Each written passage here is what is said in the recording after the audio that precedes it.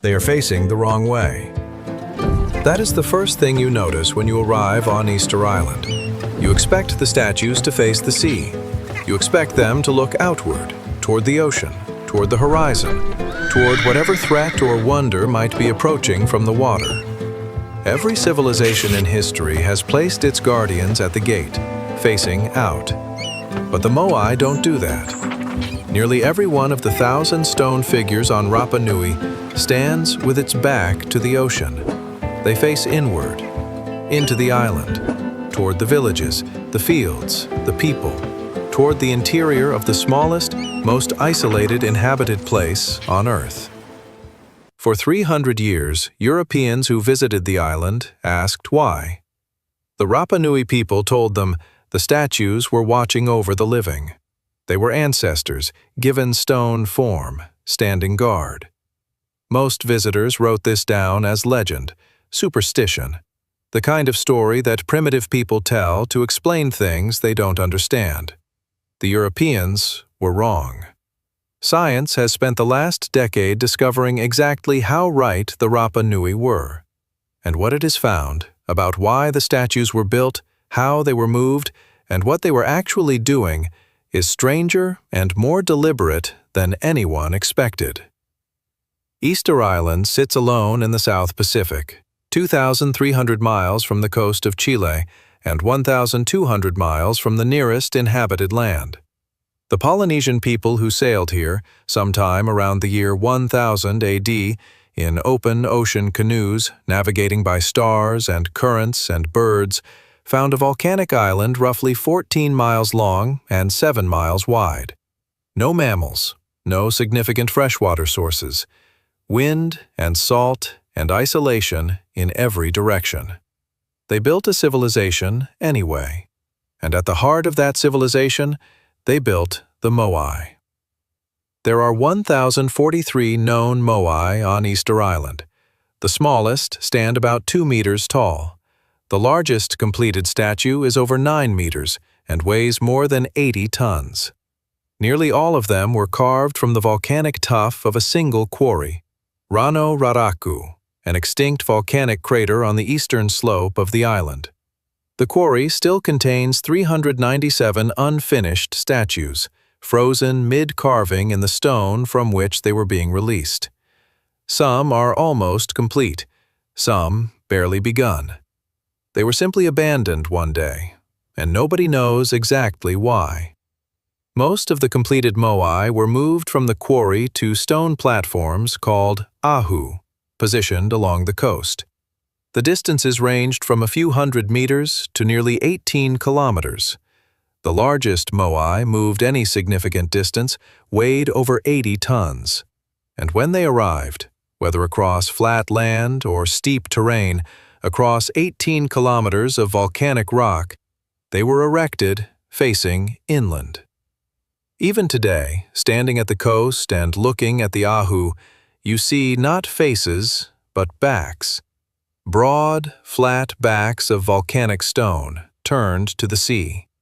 The faces look past you, over you, into the island, into the dark interior where their people lived and worked and died. That is not a coincidence. That is a design. For most of the 20th century, the central mystery of Easter Island was not why the statues faced inward, it was how they were moved at all. The island, when Europeans first arrived in 1722, was almost entirely treeless. The closest equivalent to a forest was patches of scrubby vegetation. There were no large animals, no wheels, no metal tools, and yet someone, some centuries before, had moved hundreds of multi-ton stone figures across rugged volcanic terrain and erected them on stone platforms with a precision that archaeologists still find remarkable. The obvious explanation, logs as rollers, sleds, massive labor forces, ran into an immediate problem. If you use logs to move statues, you need logs, and there were no logs. The deforestation theory, popularized by Jared Diamond in his 1997 book Guns, Germs, and Steel, proposed that the Rapa Nui had cut down every tree on the island to move their statues, triggering an environmental collapse that destroyed their civilization. It was a compelling story. It was also, it turns out, largely wrong. The answer was hiding in the statues themselves, in their shapes, in their proportions, in the details that looked like artistic decisions but were actually engineering. Professor Carl Lipo of Binghamton University and Professor Terry Hunt of the University of Arizona spent years studying nearly 1,000 moai. They focused on the ones that never made it to their ahu, the statues abandoned along the ancient roads that connect the quarry to the coast. These road moai had distinctive features that the finished, erected statues did not. Wider bases, a pronounced forward lean of between 6 and 15 degrees from vertical, enough to make them unstable if left standing alone. A center of mass positioned slightly beyond the front edge of the base. In 2013, Lipo and Hunt built a precisely scaled replica of a road moai, 4.35 metric tons, with the same forward lean and D-shaped base. They tied 3 ropes to it, 2 on the sides, 1 at the rear. With a team of just 18 people, they walked it 100 meters in 40 minutes. Not dragged, not rolled, walked. By alternating the lateral pulls on the 2 side ropes, the statue rocked from side to side, and each rock moved its center of mass forward, and the forward lean converted that movement into a step. Left, right, left, right, down the road toward the coast. The Rapa Nui oral tradition had always said the moai walked. Every European who recorded this dismissed it as mythology. It was not mythology. It was an accurate technical description of the transport method, preserved in language for centuries because the people who lived there remembered what their ancestors had built and how they had done it. A 2025 paper in the Journal of Archaeological Science by Lipo and Hunt, responding to critics who had challenged the walking theory for a decade, used physics, 3D modeling, and new experimental data to demonstrate that the method not only worked, but became more efficient as statues got larger. The bigger the moai, the more it wanted to walk. The road statue's design was not a coincidence or a stylistic phase. The statues were deliberately carved for transport, shaped differently from their final form, engineered to move, and then reshaped when they arrived, the front cut away to shift the center of mass and make them stable enough to stand. They were built in 2 forms, one for the journey and one for the destination, each one transformed at the moment of arrival. But this still leaves the question that nobody fully answered. Why inland?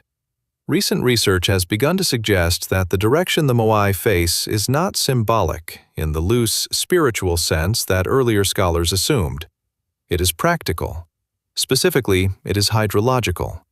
Binghamton University researchers, analyzing the placement of ahu across the island, found a pattern that had been hiding in plain sight. The platforms are not randomly distributed along the coast. They are not placed at the most defensible positions, or the most visible from the sea, or the most ceremonially significant by any obvious metric. They are placed consistently near the island's freshwater sources, the places where brackish groundwater wells up through the volcanic rock close enough to the surface to be accessed. Fresh water on Easter Island is extraordinarily scarce. The volcanic substrate drains quickly. Streams are rare. The island receives rainfall, but retaining it is a constant challenge. The ahu and the moai standing on them facing inland mark the locations where water could be found. They are not just memorials to ancestors. They are maps, territorial claims, water management infrastructure expressed in stone, facing the direction of the resource they were protecting. There is one more layer to the moai that Western visitors almost never see in photographs, because photographs almost never show it. The eyes. In 1979, archaeologist Sergio Rapu was excavating around a fallen moai on Easter Island when he noticed something in the rubble. fragments of white coral, carefully shaped. He collected them and brought them back to the museum. Reassembled, they formed hemispherical eyes, designed to fit precisely into the deep, angled sockets carved into every Moai face. The pupils were obsidian, black volcanic glass. When assembled and placed in the sockets, the eyes caught the light and gave the stone faces an expression of startling presence. Every Moai had been designed to receive eyes. Most had never had them permanently installed. The eyes were not decorative. In Rapa Nui's spiritual tradition, the placement of the eyes was the final ritual act that brought a Moai to life, that transferred the mana, the spiritual power of the ancestor, from the stone into the living world. A Moai without eyes was unfinished, dormant. Only when the eyes were placed did the ancestor begin to watch. Not eyes looking outward at an empty ocean, eyes looking at the people, at the water, at the land that had to be tended and protected and passed on. Eyes that, when they caught the morning light at the right angle, would have seemed to glow in the faces of the stone. In 2025, the Journal of Archaeological Science published the most comprehensive study ever conducted of the Moai's design and transport. The conclusion was something the Rapa Nui had always known. Their ancestors had built a system. Not a collection of monuments to vanity or religious obsession, but a coherent, engineered response to the problem of surviving on the most isolated island on Earth. The civilization that built them was not irrational. It was not consumed by a statue cult that destroyed its own environment. It was a society of extraordinary engineers, navigators, and problem solvers who had crossed 2,000 miles of open ocean to reach an island that offered almost nothing, and who figured out, over centuries of hard experience, exactly what that island required of them. When the Dutch explorer Jacob Roggeveen arrived on Easter Sunday, April 5, 1722, and saw the statues for the first time, he wrote in his journal that they defied explanation. He could not imagine how they had been built or moved. He could not imagine what they meant. 300 years later, science is catching up to what the Rapa Nui always knew. The statues face inland because that is where their people were.